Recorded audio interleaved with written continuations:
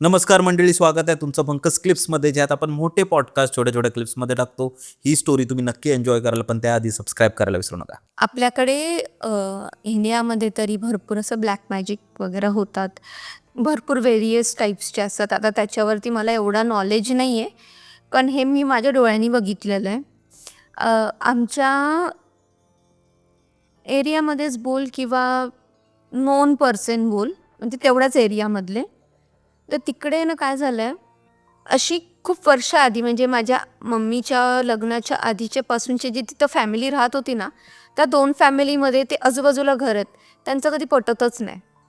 तर त्याच्यामागं असं आहे की मागं रिझन आहे की नाही माहिती, पण एक व्यक्ती आमच्या एरियामध्ये ती आहे ना ब्लॅक मॅजिक करते.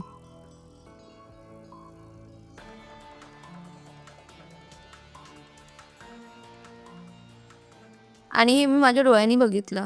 तुला माहिती आहे, असं एक इव्हेंट होता म्हणून मी घरामध्ये असा पडदा वगैरे लावत होती आणि तो पडदा असा डार्क नव्हता, शीन होता, म्हणजे ट्रान्सपरन्सी होती. म्हणजे मी इथून तुला बघू शकते एवढं तरी होतं. लेमनेट कलरचा होता म्हणून इझिली दिसू शकत होतं. तर ती व्यक्ती आली, ती सगळ्यात पहिले माझ्या घरात आली. तिच्या हातात लेमन होता आणि त्या लेमनला काय लावलेलं काय नाही ते तर मी बघितलं नाही, कारण की पडद्याच्या आड मी इथे होते.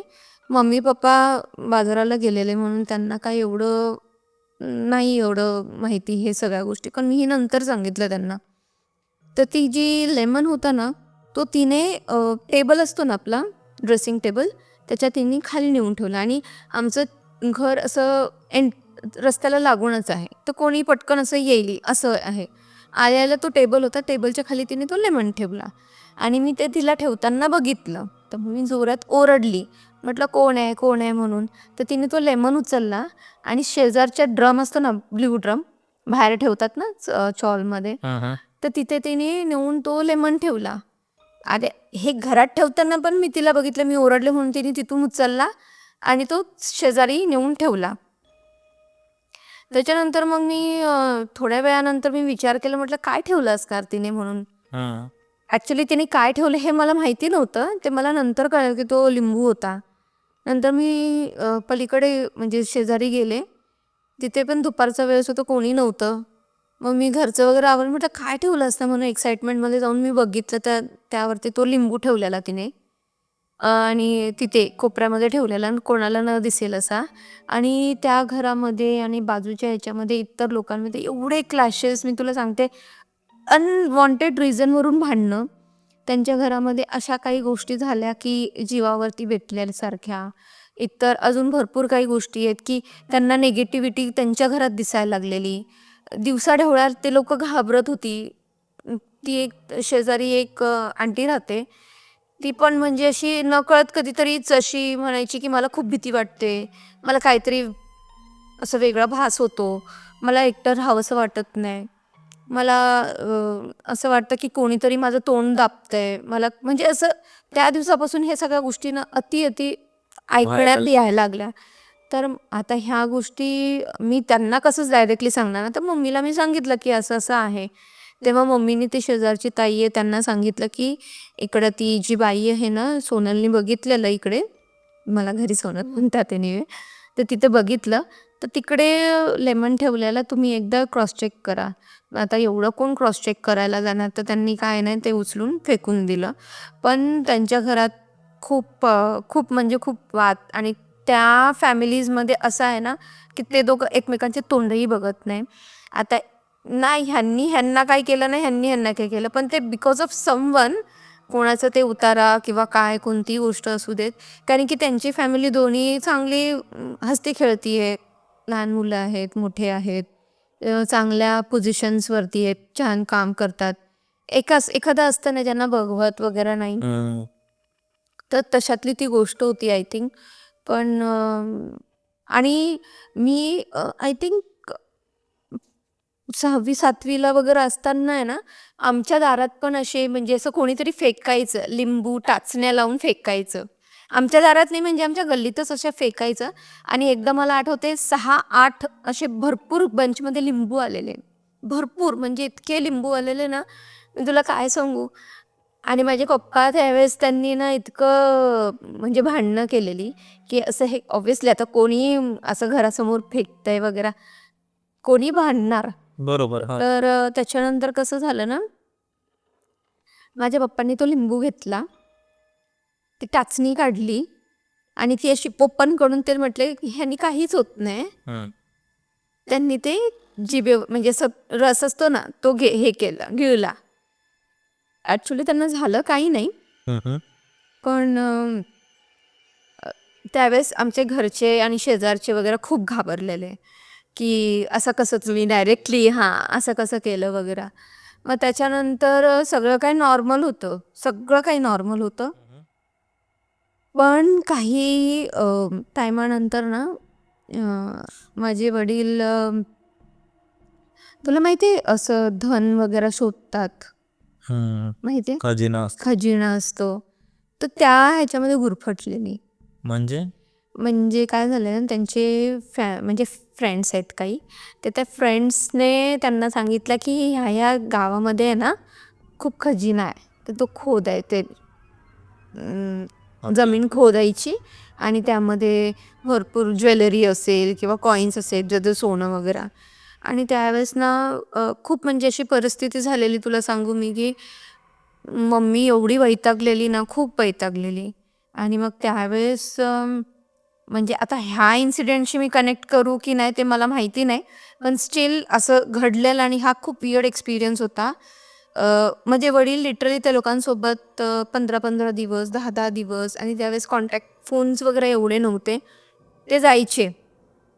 आणि मम्मी माझी इथं कामाला होती म्हणून त्यामुळे घर कसे मॅनेज होऊन जायचं. वडीलही खूप म्हणजे त्यांनी भरपूर सपोर्ट केला, पण त्या टाईमपर्यंत त्या त्या एरामध्ये त्या वेळेसमध्ये ते म्हणजे ना एकदम असे हे करत होते. म्हणजे फ्रेंड्स लोकांनी बोलवलं, एका फोनवरती जायचं, दिवसभर त्यांच्याशी कॉन्टॅक्ट करायचा, त्यांच्याशी बोलायचं आणि मग त्या गावामध्ये जायचं. मग ते लोक सांगायचे की हे करायचं ते करायचं, मग असे पैसे भेटतील, हे करतील. मग कोणता एक माणूस बघितलेला, त्यांनी ते खोदलं वगैरे. मग हळूहळू ते माझ्या आत्याला कळालं की असं असं दादा करतोय म्हणून. मग आत्यानी जरा सांगितलं की थोडंसं त्यांना प्रेयर्समध्ये वगैरे घ्या. आणि मग त्याच्यानंतर एकदम ना एक सांगितलेलं की आमच्या घरामध्ये ना एक कोणती तरी एक मूर्ती आहे. मूर्ती म्हणजे आयडल्स जे गॉडीजमधून नव्हतं, मला एका कोणी दिलेलं मला आठवत नाही, पण एक तो हॅपी मॅन आहे ना, असं तो लाफिंग बुद्धा. लाफिंग बुड्ढा टाईपचा तो होता. त्याच्या थ्रू ते गोष्टी घरामध्ये आलेल्या. त्या एका त्या एका आयडल किंवा त्या एका स्टॅच्यूमुळे ह्या सगळ्या नेगेटिव्ह एनर्जी आमच्या घरात आलेल्या.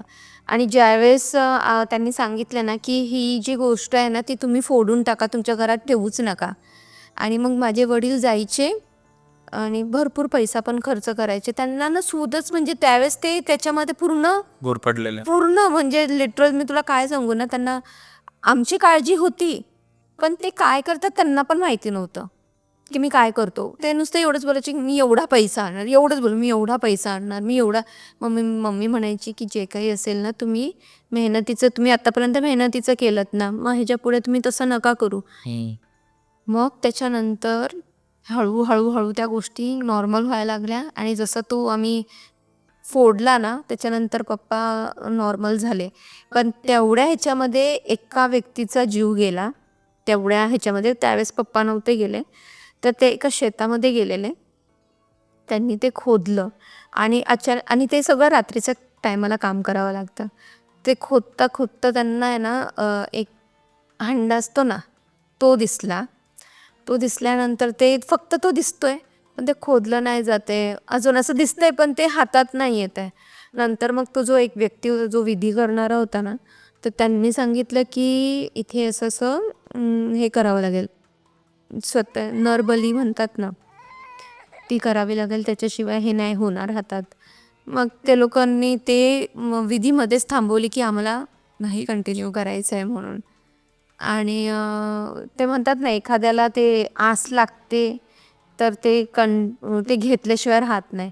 एक तर ते जे काय त्यांना ॲक्च्युली ते कसं ते व्हिज्युअलाइज इल्युजन म्हणतात ना, तशा टाईपमध्ये पण असू शकतं.